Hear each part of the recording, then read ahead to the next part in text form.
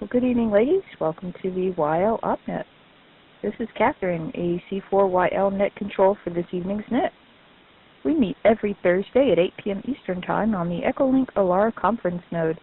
Be sure to invite all YLs you know to join us. We ask that only YLs or female ham radio operators check in and participate. The purpose of this net is to encourage you to become and stay active with amateur radio, help each other enhance our operating knowledge and skills, and have fun. During the net, be sure to join us in the NFARL Do Drop In chat room by opening any web browser and going to nfarl.dodropin.org. Just put your name -- call sign in the box and click log in. YLs who would like to check in, please give us your call sign, name, and current location. And don't forget that there is a 3 to 4 second delay when transmitting through Echolink. This is Catherine, AC4YL. We will now begin taking check-ins. Please call now. I'll take the first spot, if I may. It's Carol, Victor Alpha 3, Whiskey Hotel Uniform. I just want all the YLs to know that my OM is celebrating his birthday today. Brian, Victor Alpha 3, Bravo, Golf, November. Very happy birthday to Brian on July the 26th of this year, and I'm hoping everybody has a good day. This is Wisconsin. This is WA4YL, Dawn in Hudson, Florida. Okay, very good. So far this evening we have Carol, VA3WHU, out there in Ontario. Happy birthday to Brian. And we have Ann, KC9YL, joining us from Wisconsin. Dawn, WA4YL, joining us from Florida. Who else do we have this evening? Please call now. W5MQC, Michelle in Oklahoma. Kilo Bravo 4 Radio Mike, Rosemary in Texas. All right. So also here with us we have Michelle, W5MQC in Oklahoma, and Rosemary, KB4RM, joining us from Texas. All right. Must have a lot of multitasking going on this evening. I also see Brenda, KW1YL in Connecticut. Good evening, Brenda. And I see Nisi, KA1ULN, Massachusetts. Good evening. And we have Lauren, KC9VHV, Illinois. Very good. And we'd like to extend a warm welcome to all any YLs listening out in the Bedford, Virginia, K4LYL repeater listening area. Good evening to you. And we'd like to welcome you to the net. And we have into RJ, Rhea. Just popped in here, so good evening, Rhea. If I can get my J key to work on my keyboard, we'll be in business. All right. I got to take this keyboard out of this laptop and figure out why it sticks. Anyway, so nice group, and we probably will have some more ladies pop in here, as is the norm. And no worries. You just pop in when you can and leave when you have to. That's no problem there. We're just glad to have you here for any part of the net. So I want to thank you for joining us this evening. And so we have some pretty good info. We started talking a little bit about kit building last week, so we're going to talk a little bit about that. And other ham radio activities, some that are common and some that you might forget about. So we'll touch a little bit on several variety of activities that you can do in amateur radio. But first, what I'd like to do is see, especially if any of you may be short time, so if you have any announcements, updates, or news for the net you'd like to share with the group, please call now, AC4YL. Okay, wow. Nothing going on. Well, let's see. I know that Carol went out to a ham fest this past weekend. Carol, how was that ham fest? And to RJ Mobile. Okay, I saw Rhea pop in, but I think I accidentally hit the mute button on my computer, so I didn't catch what you said there, Rhea. But I do think Carol's been popping in and out. She may be having some issues staying connected, maybe due to internet trouble. I know they've been having, I think, some storms up there of late. But I'll pass the mic over to Rhea because I missed your comment if you had something there. So please go ahead, into RJ, C4YL in the group.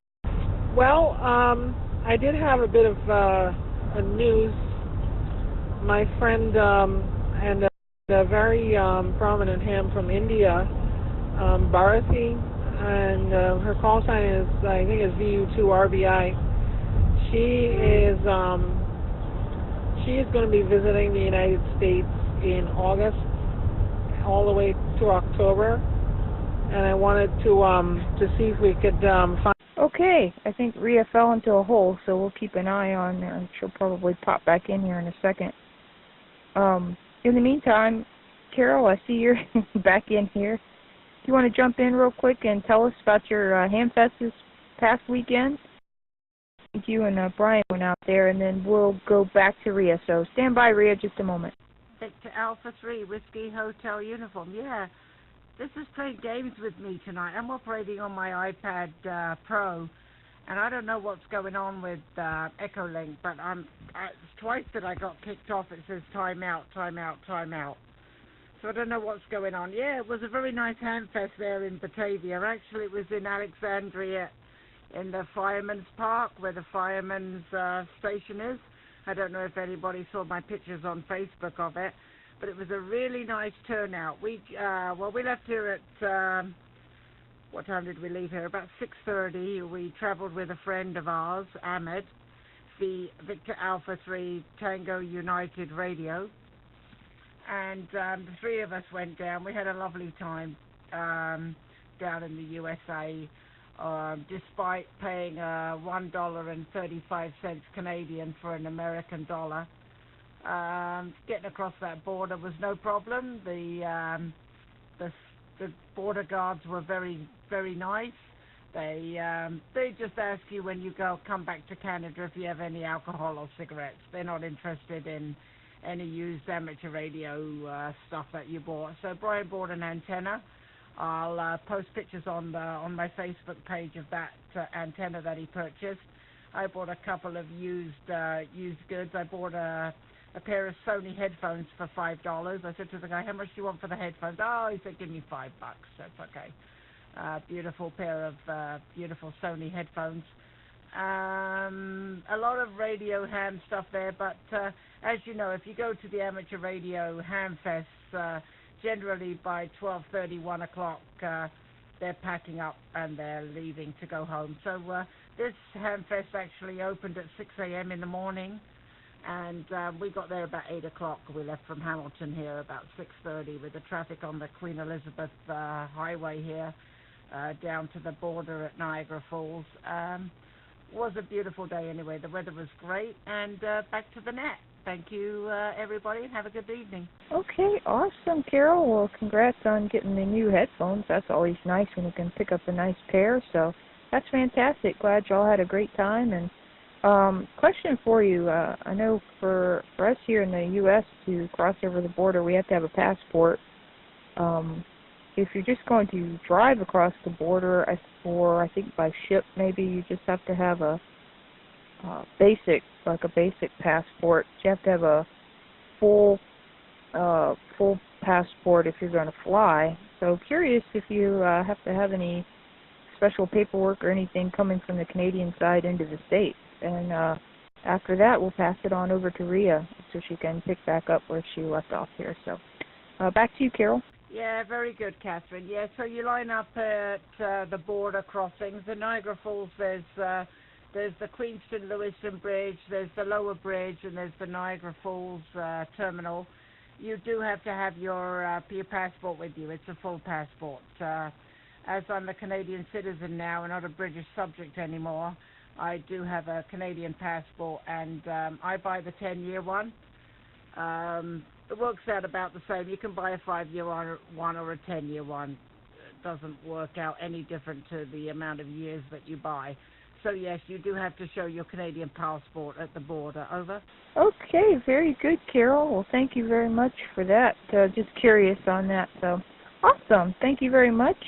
And let's pass it back over to Rhea, who has some ham friend coming over for through October. So, Rhea, you kind of fell in the hole, so let's pass it back over to you. You might want to start again in case anybody missed the front end. So, back over to you, N2RJ, AC4YL, and the net. Okay, yeah, I'm driving. I had to drop the phone. to pay attention to the road. But no, my friend from India, and she's a very prominent ham, VU2 RBI. She is coming over, and she's coming over for a couple months, and she wants to attend some ham events, and she's a very strong advocate for amateur radio and for women. And since she is an Indian as well, she's also very popular in India with her promotion of amateur radio. So she even invited me to talk at Hamfest India, but I can't make that trip right now. Maybe one year. I've never been to India, but everybody thinks I'm from there. That's my heritage, but it's not. I'm not from there. I'll just let it drop for a second. Okay, yeah. So she wants to visit a Hamfest.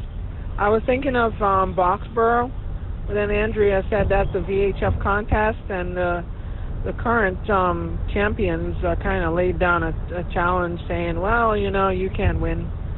I don't know. I take that seriously, and I tend to beat people who tell me that, but that's a different story. So I might go with Andrea, and she's going to somewhere else like Huntsville. That might be good too.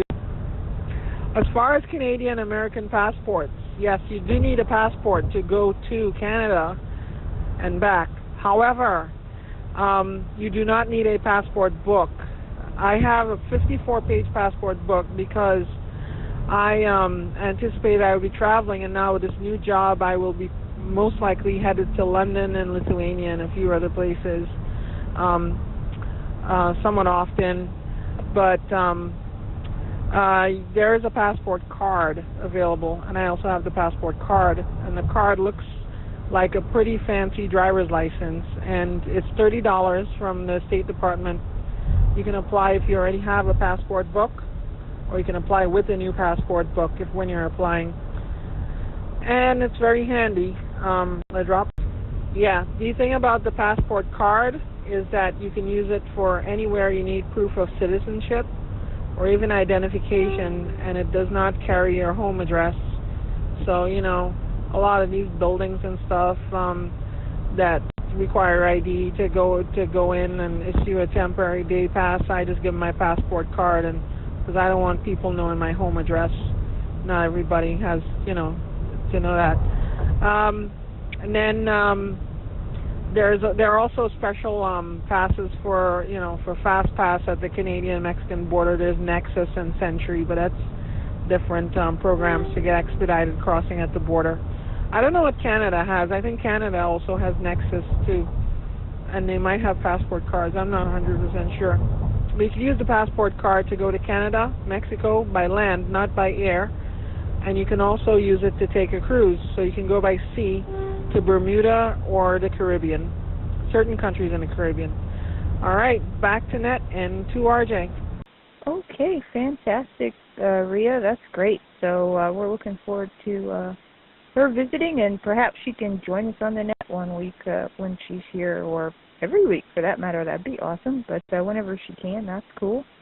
And it'd be great to see you and Andrea at Huntsville if you gals can come down for that in August, coming up here soon. Dawn's planning to go, and Melanie and I will be traveling together and going, and so the more the merrier. Maybe we can have a YL dinner or something, perhaps. You never know. We'll have to see. There's a cool place down there in Huntsville called Tacos on a Bus.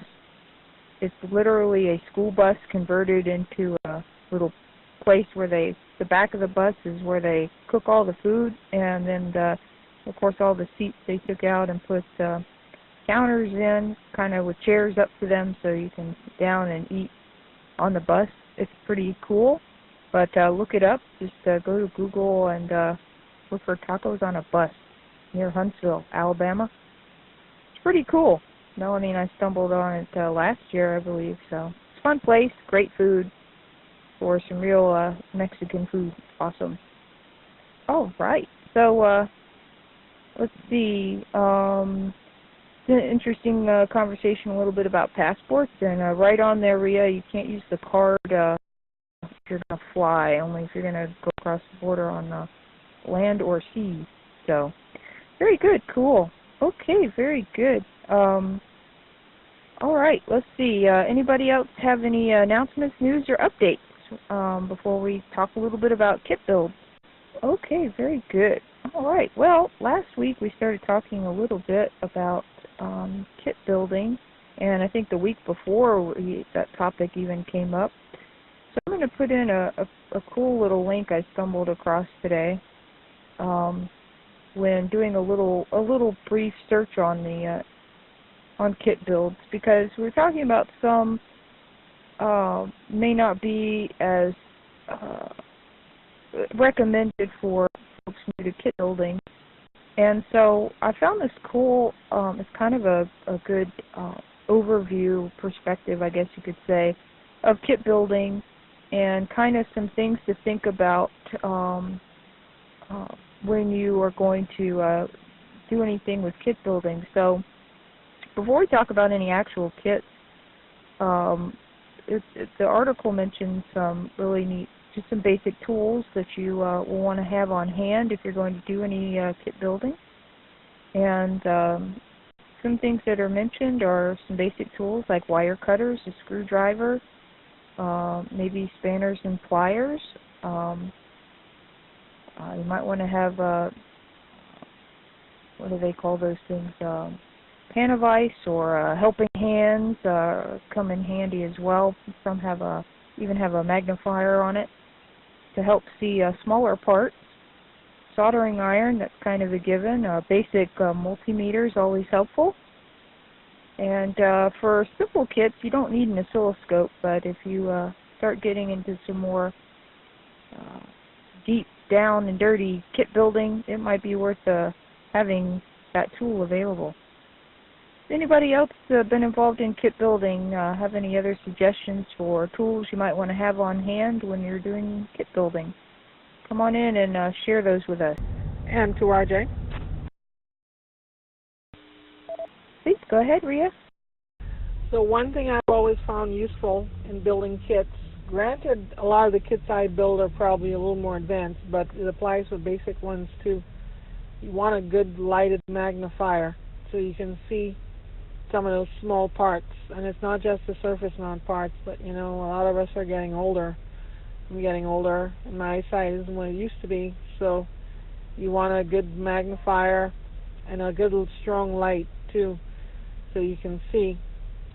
And my friend Joe Eisenberg, K0NEB, is the kit building guru, and I have to plug his column in CQ magazine. He always has good kit builds, and if you talk to him on Facebook, he'll tell you all the things you know about kit building. As far as soldering iron goes, those are nice, but if you really want to get into soldering, I would recommend the soldering station, which has temperature control, and it has a sponge. Most of them have a sponge, or even better, steel wool in order to wipe your soldering iron. And my dad was a metalwork teacher. He taught me proper ways of soldering, and you always have to tin your soldering iron at the end of your session to keep it preserved. Back to you, Catherine, and to RJ. All right, fantastic, Rhea. Some great tips as always, so thank you for that additional info. And needless to say, if you got hams in your local club there that are big on kit building and need some tips or ideas on different tools and equipment, if you're looking at several options, for example, they may have some suggestions, or they may let you borrow theirs and help you along perhaps with your first kit build, so that's great. Anybody else have comments on tools for kit building that you would recommend?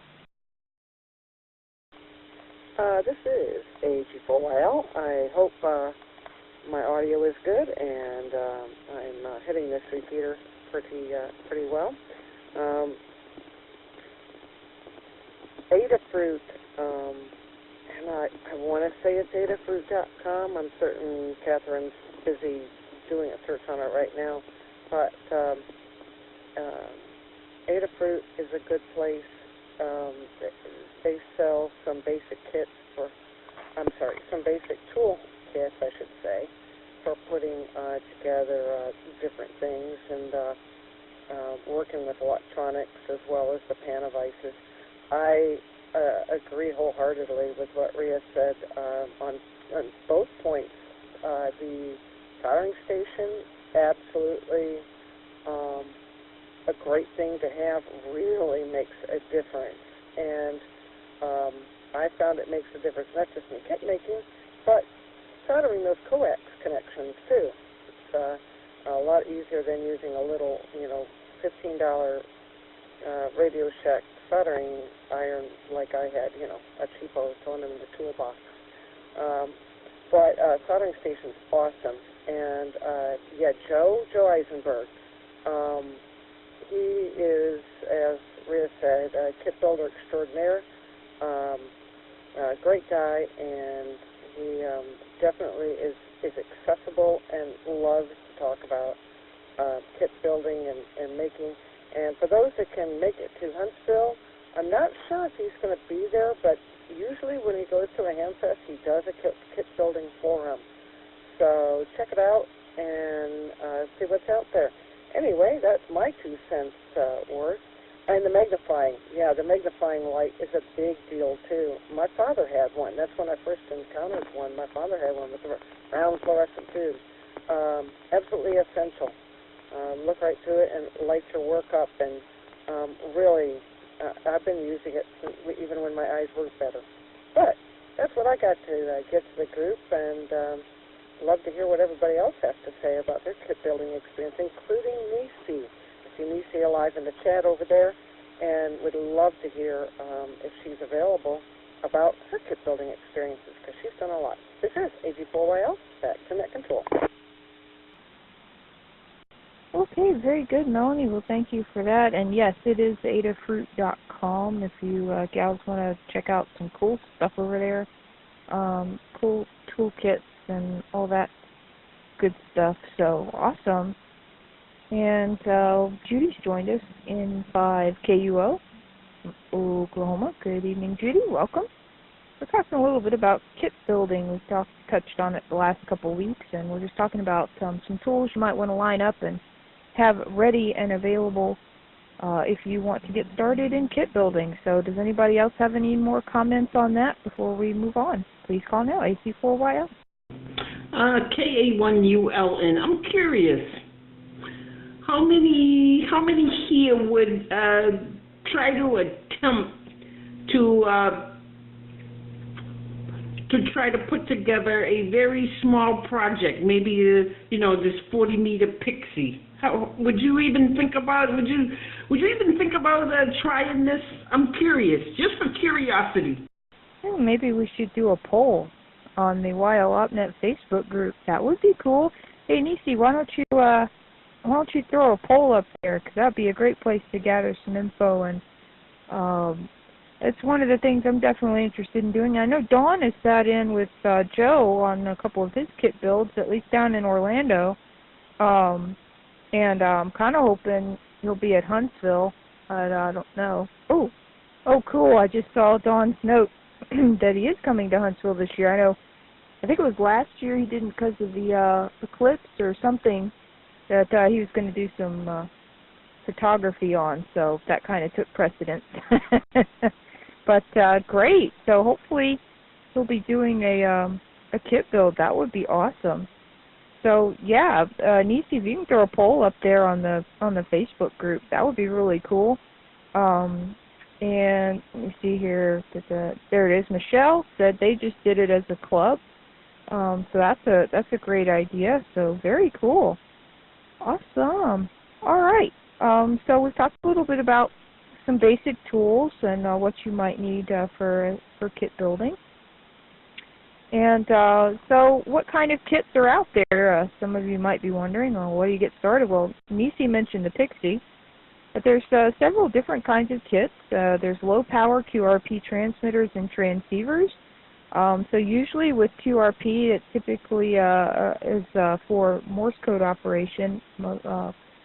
And those kits typically use a crystal-controlled oscillator for fixed frequency operation. They usually include a printed circuit board in which you just either insert the components or you solder them.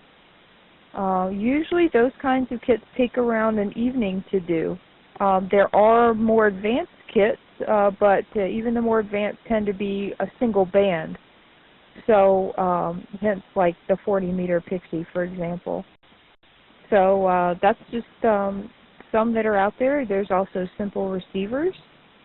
Again, they typically cover one HF amateur band. They typically use a direct conversion principle, and so again, they can be used for Morse code or single sideband reception. This is a G4YL, and looks like the Catherine might be having a little bit of technical difficulties there, so we'll just wait and see if we can take care of that. One of the things that Carol, KP4MD, mentioned a couple weeks ago when we were talking about kit building and things like the Pixie is that the crystals, and I touched on it last week a little bit about the crystals you can get to get different frequencies, different areas of the band, so that you can use different areas of the band, which is especially notable depending on your license class. And I think Nisi mentioned last week she's built a bunch of them, so Nisi's pretty far advanced in that as well. It's been half a second since I visited Nisi's blog, which is k1uln.blogspot.net, I believe. Did I do that right? .com. k1uln.blogspot.com. Let me let it drop. And I don't remember seeing anything on kit building on there, but it might just be my mistake. So forgive me if I missed that on your blog. Nisi's blog is awesome. There's lots of information on there and a lot of stuff just for YLs on there too, or directed, I should say, to YLs. But check that out, and definitely would like to check out Joe's, if Joe's going to have do a forum on kit building over in Huntsville. Definitely want to check that out for sure. But maybe sometime we can have Nisi on to do a thing about a little presentation, maybe about kit building, her experiences. That would be kind of fun. I'd be interested in that. It looks like maybe Catherine is okay now, so I'm going to go ahead and pass this back over to Net Control. This is AG4YL.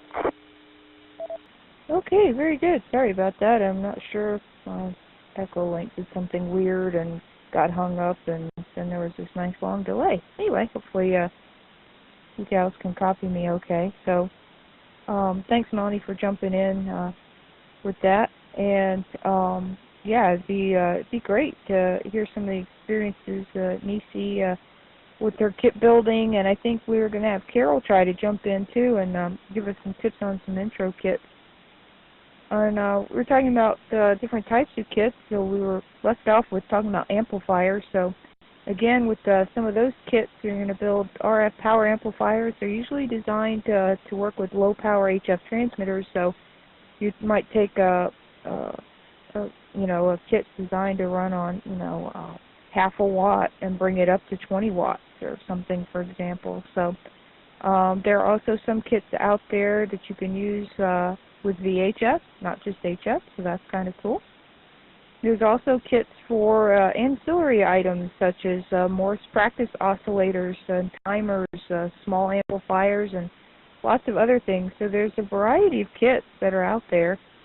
Most have heard of the popular Heath kits that are extremely hard to find if you can find them.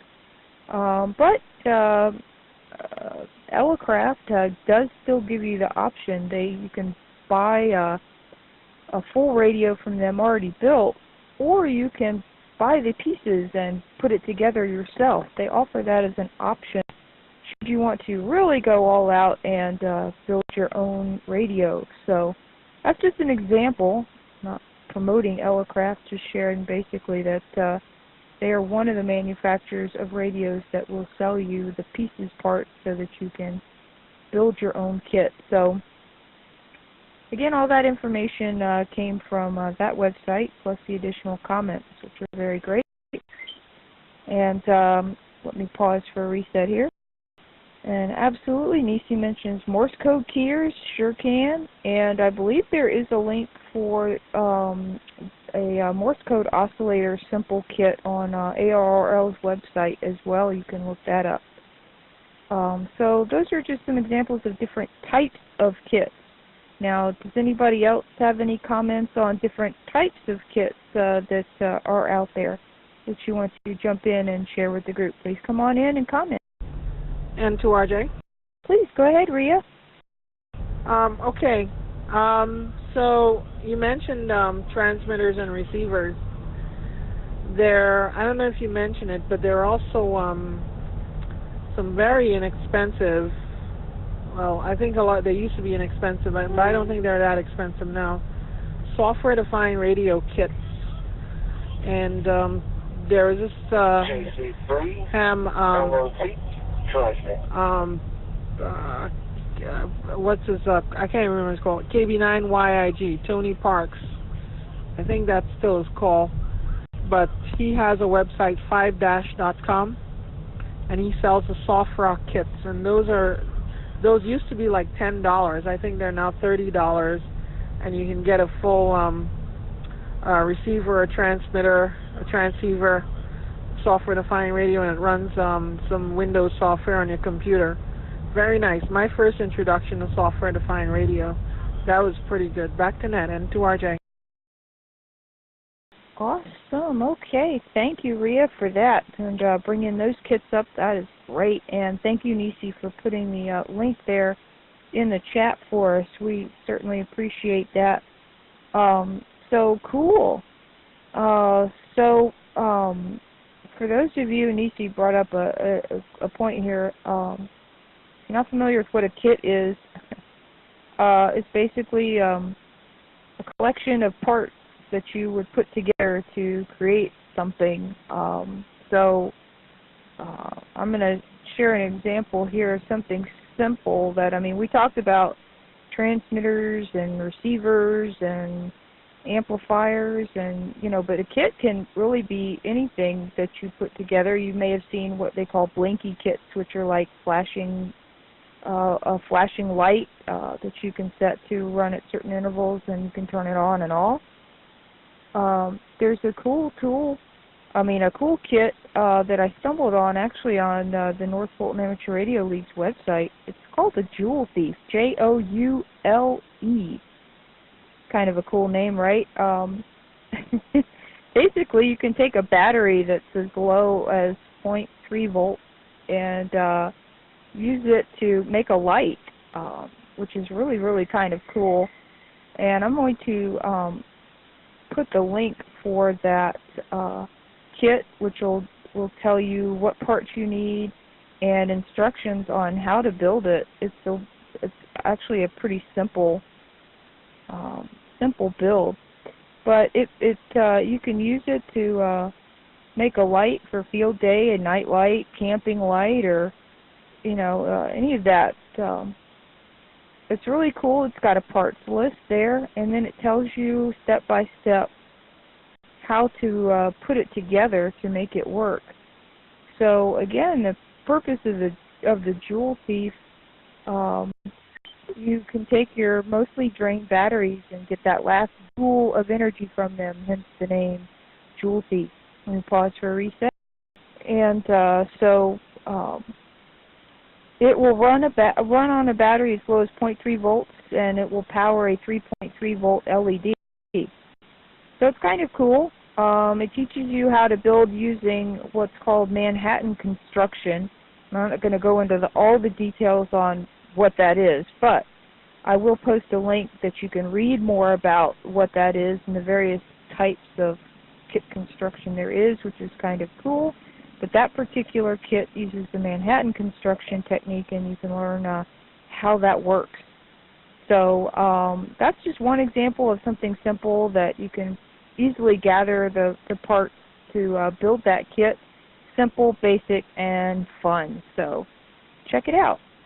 All right. Does anybody have any more comments on kits? Nisi, if you want to add anything to the definition of kit building or kits, please come on in here as well and go ahead and share that with the group. AC4YL here. KA1ULN Nisi.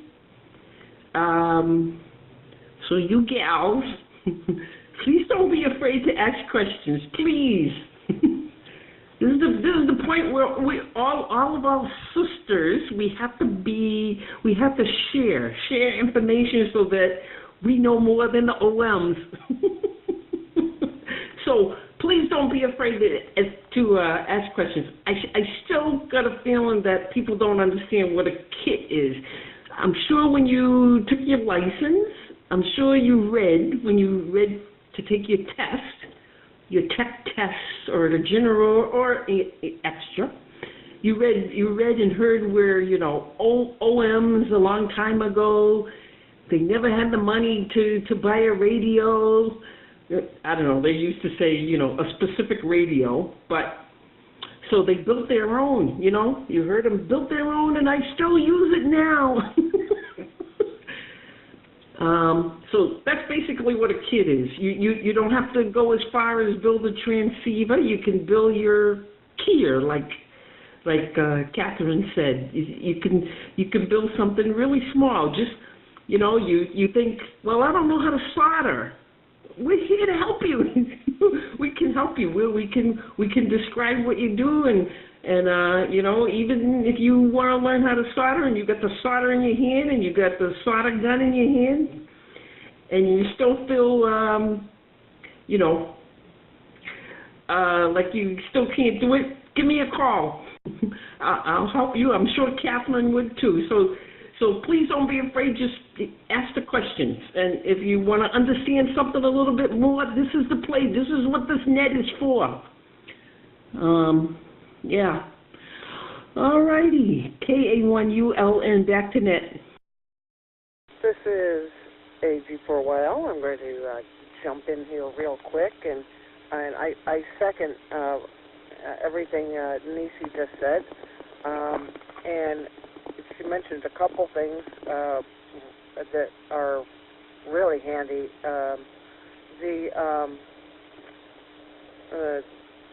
Definitely ask questions on the net. Ask questions. You can use the Net's Facebook page, and also use the groups.io page. It's just for YLs. We only approve YLs in there. It's just for YLs. Nisi's talking about YL empowerment. That's why I started that Groups.io group.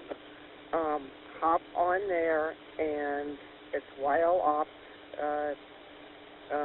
At Groups.io, you can go to groups.io and search YL Ops, and if you're not already a member, we'll approve you pretty quickly.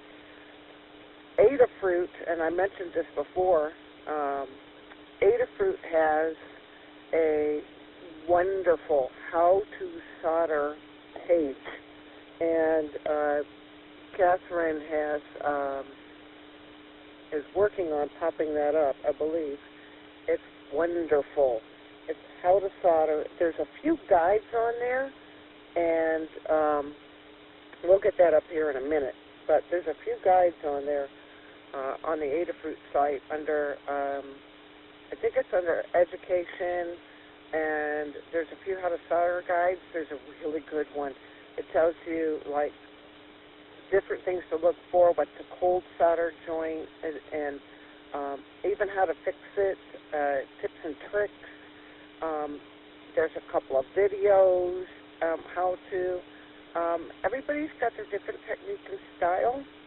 So watch a few different sources, ask a few different people, try your own thing, get your own style.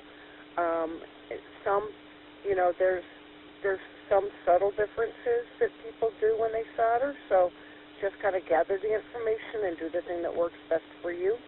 But open up the discussion on Groups.io. You can get as technical as you want. You can put links to videos. You can put pictures up there. You can put the word out there. And like Nisi said, get onto the net. and ask those questions. I absolutely second that. I think it's wonderful. I experiment around, read books, and played around with solder since I was probably 8. So I've learned what not to do. Okay, very good. Well, thanks, Melanie and Nisi, for those comments. And I'm digging around the site trying to find this, and I'm having a time finding it. So what we'll do is we'll locate it and we'll get it up on the groups.io and Facebook groups, and once we can find that again. There's so much stuff to learn on that site, it's insane. But very good, so cool stuff. Bring your questions to the Facebook group, bring your questions to the group, wildopsgroups.io group, and ask away. So that's what they're there for. 33, Michelle, we'll catch you hopefully next week. And take care. We're glad to have you here with us. And also put a link for ARRL has some kits as well. There's a Morse code oscillator kit which they recommend for beginners, beginning electronics. So it's good. There's some other ones in there too you can check out and read about, if nothing else, and learn a little bit about the different kits that are out there. Okay, do we have any more comments, questions, anything kit related? Come on in and jump in the conversation here. We'd love to hear from you. AC4YL. Well, does anybody want to jump in here and tell us about a kit build that you were involved in on, what you built, what you put together? And want to tell us about that experience? In 1000. And to RJ. Turn right. Please go ahead, Rhea. Okay. Let me see. I've built so many of them, but I'll go about the soft rocks. So the soft rock kits, as I mentioned, were very nice for SDR. I started off with the $10 receive only soft rocks, and those were a real bear to build. For one, you have surface mount parts, so I had to use the magnifier, lay them down, and then solder each of the legs. But then I found out there was a better way. I could put solder paste on the pads, place the parts, and put them in a toaster oven. Not the same toaster oven used for food, but a dedicated one, because solder obviously has lead, and you don't want lead in your food. And then you had to wind toroids. Those are always fun. I've since built several kits where you wind toroids. When I mean fun, I mean it sarcastically. They tend to hurt your fingers, but those are really nice. And then, of course, there's the question about whether your kit lets out the magic smoke when you're done. You know, it's always a nervous feeling when you plug in that kit for the first time to power, and you know, does it work or will it go up in smoke? You know, and then will you let the magic smoke out? That's the thing. And it's always you know, nice. I mean, you know, we as YLs are the givers of life, right? So it's always nice when you put something that you built together and you see it come to life, and it's like, wow, this journey has come to an end, and you can start using it, and you're proud of what you built, and that's the best feeling of building a kit. So back to you, Catherine, and to RJ. All right, awesome, Rhea. Well, thank you for sharing that with the group here. And kit building is fun. Get in there and play, and you don't have to know everything when you just get started. In fact, I just put a link in here for the Blinky Light kit, and it's really simple, and it's basically designed to help you learn the basic electronics, and using a schematic diagram, and what resistors and capacitors and transistors are and how they work. It just takes it very simple, and it's check out the link there and see there are 10 different activities for this one kit. So you can learn a lot in something as simple as building a blinky light kit. It's really, really kind of cool.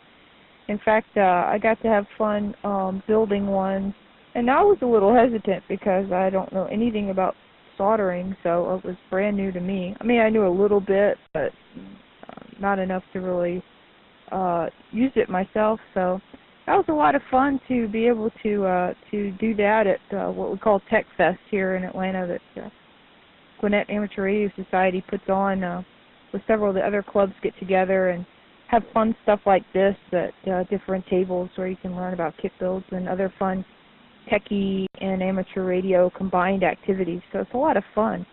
I think Melanie may have found that page, so I'm going to see if I can get that link from her for the Adafruit Guide to Excellent Soldering. There's a lot of good information on that, especially if you're new or you're uncomfortable with that activity. So if you're not sure what to do.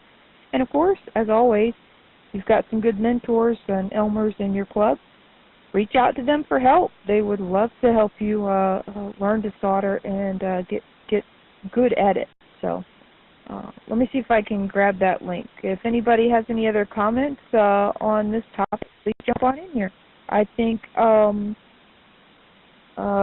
Judy has a comment in there about Heathkit code keyer she built. Judy, do you want to add anything to that with the group here?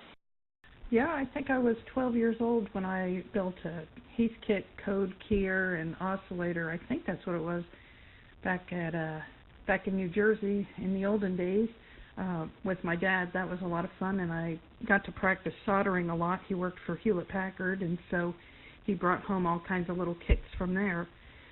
That was a lot of fun. Really enjoyed it. All right, awesome, Judy. Well, thanks so much for bringing that up. It's always cool to hear about everybody's neat kit builds experience, and so awesome. And so you did that and the fox hunt. That's cool. So nice, Lady Aggie, for that. Cool. Yeah, it could be something like that too. Build a little antenna for your fox hunt. That counts for sure. Let me see if I can get the shorter link to this. Give me just a second here. Here we go. Maybe this is it. Bear with me just a second here. I think this will do it. Let me drop and come back. I'll be right back. 1 second.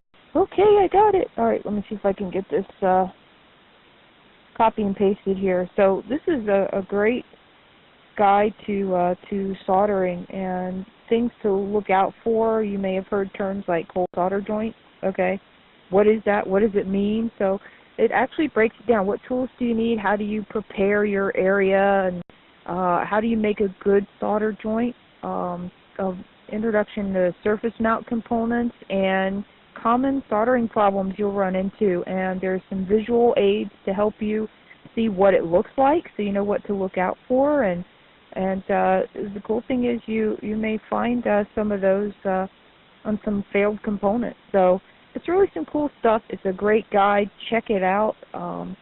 It's a great step-by-step intro into soldering, and you can even get this cool soldering patch after you go through and read the information and stuff. So it's really, really neat. So check it out. I'm glad Melanie stumbled on that and shared that with me one time. It's a lot of good stuff and good information there, and I think you ladies will find it useful and interesting. Okay, so we talked a lot about kit building and tools and different kinds of kits and all that fun stuff. And Melanie and I thought it'd be a good topic because there seemed to be quite a bit of interest around it. So hopefully you found that topic interesting this evening. And with that, I thought we talk a little bit about other amateur radio activities that you can participate in and do. And some of them are, more common. You think about them on a whim, like contesting and going to Hamfest, and we talked about kit building tonight, and we've talked about learning CW. And what are some other amateur radio activities, other things you can do in amateur radio that maybe others might not have thought about or haven't explored yet, or Is there anything of particular interest to you? Perhaps operating on AM, for example. Maybe you've never done it. You want to learn about how to do it. Does your radio, support that kind of mode? And how do you go about, getting involved in using AM? So things like that. Are there other ham radio activities that perhaps you haven't thought of, or something that you're interested in doing? This is AG4YL. I believe I have it. One of the things I meant to mention when we were talking about kits, and Nisi is the one that reminded me of it, about people building their own equipment. And when you didn't buy equipment, you built it, or you repurposed. After World War II, there was a lot of government surplus that was repurposed. But before then, you built everything. And somebody who I think is very cool is Bob Heil. And Bob wanted to go back to the roots and wanted to remind everybody where it all started. And it started with, for him, with building, your own equipment, building your own radios and everything. And so he decided to do this thing called the Pine Board Project, and he did several segments on his show. But Bob Heil's K9EID, by the way, and if you go to his QRZ page, there's links. You can also go to heilsound.com, that's H-E-I-L, heilsound.com, and his Pine Board project takes it component by component by component, and when you get done, you have a working AM radio. It's really kind of cool, and he tells you where to find the components, and it uses a tube, and there's been people that have ended up making, nice enclosures and everything like it. But it's called the Pine Board Project because you just start out with these chunks of wood and mount all your components on it, and you assemble your power supply on one board and your rectifier on one board, and then you put all this stuff together, and you have an AM radio when it's all done. And he actually gets on, he loves AM, and he gets on an AM net with his Pine Board Project AM radio. It's really rather cool, and I think it's going to be a really neat thing to explore. And no surface mounts, no little tiny stuff, all big stuff, and I think it's going to be an adventure gathering the tools and putting that together. So I wanted to put that in, and Kathleen reminded me of it when she mentioned AM. So check it out, and I'm certain Kathleen will pop some links up there. Anyway, I just wanted to add that. All right, fantastic, Melanie. Thank you very much for that. And I added the link for Bob Heil's Pine Board Project right off his Heil Sound website. And the cool thing about that link is it takes you step by step through the whole project, complete with videos and lots of great info to walk you through that. So that's a lot of fun. Fantastic. Thanks for bringing that back up. So, yeah, I mean, AM is another thing that you can do, but there's also a lot of other activities in ham radio that you can do. Anybody want to jump in and name a few? And to RJ with a comment. One thing I almost forgot was my first HF radio was actually a kit. It was a kit distributed by the IARU, the International Amateur Radio Union. They gave it out to poorer countries, and you built it, and then you'd be able to get on the air. So I got a kit distributed from one of the local ham club, from the local ham radio society, and I built it on the condition that I would give it back when I got some better. But I made a lot of contacts on CW, on 20 meters CW. It was a lot of fun. Back to Nat and to RJ. Well, that's really, really cool, Rhea. Thank you for sharing that. That's an awesome story there, and I wonder if you got any pictures of that of that radio. That would be really neat. If you do, maybe you can post them up on Facebook or on the WildOps groups.io page. It'd be awesome to see if you have any. That'd be really cool. All right. Well, I'll jump in and share a couple of activities and things that you can do in ham radio. How about building a crystal radio? We're talking about kits. You can build a crystal radio. There's a lot of books out there too on amateur radio, fiction and nonfiction. You can have some fun with that. Get a book, read it. You know, how about building antennas? We talked about that. It's one of Nisi's favorite topics. Build a dipole. And Nisi's got some great info on her blog on that. Check it out, and I'm sure she'd be glad to answer questions on dipole building if you get stuck and you run into something and need some help. Perhaps you've learned CW. How about improving your speed? Chasing DX is another activity. Or how about bicycle mobile? Get on the bike and operate mobile. That's cool. There's folks that get into balloonatics. Put a transmitter in a balloon. Watch them fly away. That's pretty darn cool. So what are some other ham radio activities that perhaps we don't think about as often as we think about others, like contesting or getting on net? Okay, well, I'll go the dead air. Everyone's not sick of hearing me. Everyone left. It's so funny you mentioned bicycle mobile, and I thought about ballooning, and some people hoist antennas with kites, which is, I think is kind of cool. Put a wire antenna onto a kite and launch your antenna up. You can also use balloons to get your wire up in the air. So that's kind of neat. You know, playing around with antennas and seeing what you can do with that's kind of neat. And then there's so many modes. You know, I mentioned AM. I'd like to learn more and get on some AM. Before there was sideband, there was AM. Before there was single sideband, I should say. AM is double sideband. But I'd like to get more into AM, and the different modes you can experiment with is rather neat. And there's lots of cool digital modes too. I think Nisi's into Feldhell-Hellschreiber. That's a cool mode, a facsimile mode. It's rather neat. And RIDI is another one of those that's kind of neat. Those are more personal QSO modes, more so than the weak signal modes. I call them the Joe Taylor modes, like JT65 and FT8 and all that.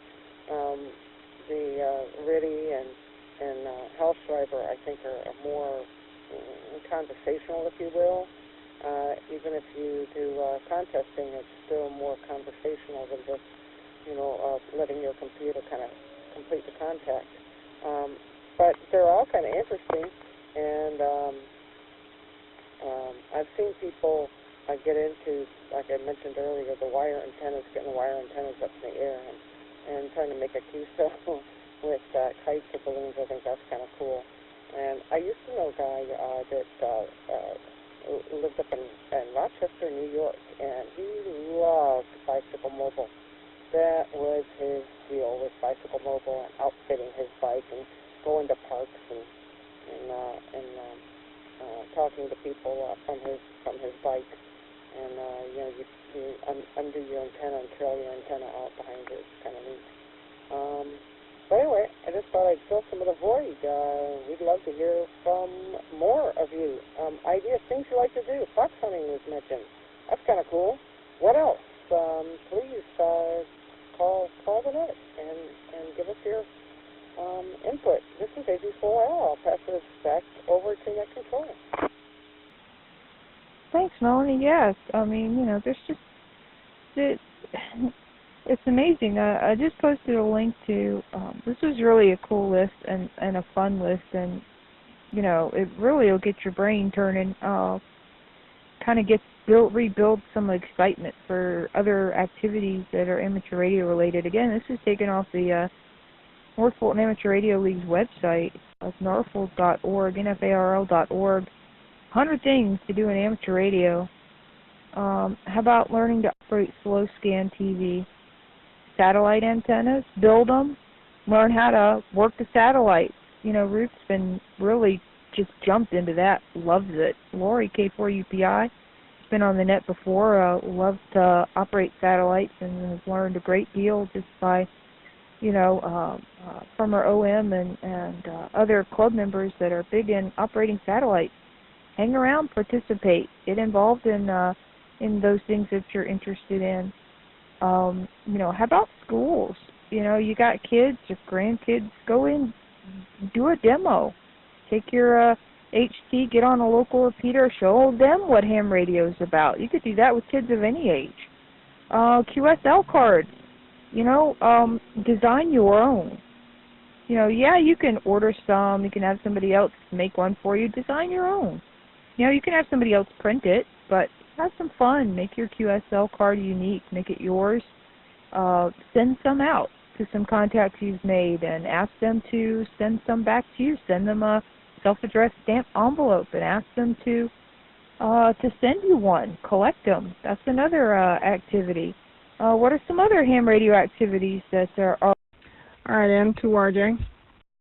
I think I doubled with Rhea. Rhea, go ahead. N2RJ, AC4YL with the group. So one of the things in amateur radio that's really cool these days is the Raspberry Pi and the Arduino. There's so many things now you can do with Raspberry Pi, so many things you can do with Arduino that you can do even with ham radio, and there are some specific ham radio books that tell you what you can do with Arduino and Raspberry Pi, and it's not as hard as you think, really. I have a link on my GitHub too, where, because I code for a living, I have a GitHub page where I wrote a little utility to send Morse code in on the command line in Raspberry Pi. You just type the name of the script and anything to send in Morse code, and it'll send it out in Morse code to a speaker attached to the Raspberry Pi. So there's a lot of good stuff. As far as activities go, you know, one of the things I thought about was a lot of test equipment, you know, things to test are available with kits now. Like you have kits for antenna analyzers and simple oscilloscopes and stuff like that too, that you could build and use even in just your simple station setup. Like you could build one of the antenna analyzers and it will help you test your wire antennas that you're putting up or any other antennas too. I think it's the UKITS FG01 is one of them, if I'm not mistaken. Back to you, N2RJ. All right, very good. Thanks, Rhea. Sorry, fortunately I got multiple modes connected here at the same time, so I was at least able to follow along with all that, in spite of the fact that my computer disconnected from Echolink and then took a minute to reconnect and then had to do all the catch-up. Oh, my goodness. The Echolink gremlins are active tonight. But, yeah, thanks. The Arduino projects are certainly a lot of fun, cool stuff you can do, and the UKITs are really, really cool. Thanks for bringing those up, Rhea. Appreciate that. Lots of cool stuff. We're covering quite a few this evening, so neat, ladies. This is fun talking about this variety here. Cool. Yeah, there's some other things too. Take some MCOM courses. You can take some of those emergency communication courses. You can learn a lot of good information there. If you've never been to Dayton for Hamvention, you know, make it a point to attend one year. How about Linux? You can learn about that. You can get a copy for free. There's a whole variety of those. Experiment and play with some Linux. How about Islands on the Air? You know, work them when they're on or go to one. How about that? That's fun. You all probably heard of handy hams. How about helping a challenged person get their license? That's a lot of fun too. There's a lot of cool tools out there that they're using. It's actually quite interesting, the variety of tools and the way technology is that helps all folks get involved in amateur radio.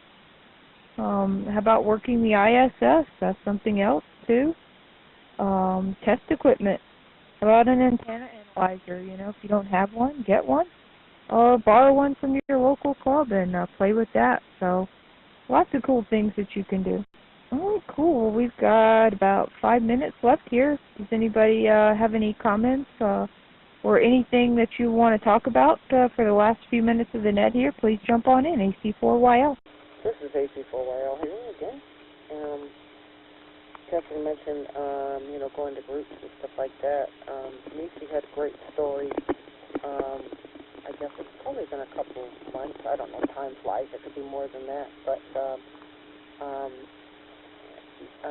and correct me if I'm wrong, Nisi, but she 2 meter 440 bumped link into a group off. of Girl Scouts. They were selling some Girl Scout cookies, and she ended up speaking to them, going to one of their meetings and speaking to them about amateur radio. And I thought that was very inspiring. And you just never know, from a group of scouts selling cookies to, talking to them and educating them and getting them excited about amateur radio. And, even if you just touch one person, that's one more person that can share in the excitement and the diversity. And I think that's something that Catherine's talking about here. Amateur radio activities. There's such a diversity of things that you can do with amateur radio and that you can be excited about. I touched upon it last week. Go work portable, go put an antenna together, grab a battery and go. Just try it. It's so much fun. There's so many things that kids can do and help people in testing to get their license or teach a class or whatever you're into, whatever your thing is, you can probably find a niche for it in amateur radio. It's the most diverse hobby that I've ever known, and I've got a lot of hobbies. So I think that's kind of the touchstone here that we need to take away from those of us that are left on the net this evening is, get excited and get people involved and have a lot of fun. It's kind of what this net is for, isn't it? So that's it for me once again. This is AC4YL, and I'll pass this back over to Net Control. All right. Thanks very much, Melanie. Appreciate that. And with that, we're coming right up at the end of the net. So we'd like to take a moment and remind everybody, please don't forget to visit and post to the WildOpNet Facebook group and continue net topics and questions there in between weekly nets. And also, we encourage you to participate and post all ham radio related questions, adventures, all things ham radio related in the WildOpsGroups.io group page. We'd like to thank Lauren, KC9ZHV, for live streaming and recording of this net whenever possible and making it available to all through YouTube. We'd also like to thank ALARA for the use of this Echolink conference node, North Fulton Amateur Radio League for their drop-in chat room, and all who are linked and listening for your ongoing support of this net. We appreciate you being here every week. This is Catherine, AC4YL, closing out the WildOpNet and returning the ALARA conference node back to normal use. 33 ladies, thank you so much for being here. We'll talk to you next week. Take care. Thank you, Catherine. Great net. Thanks, ladies, for being here. 33, AC4YL.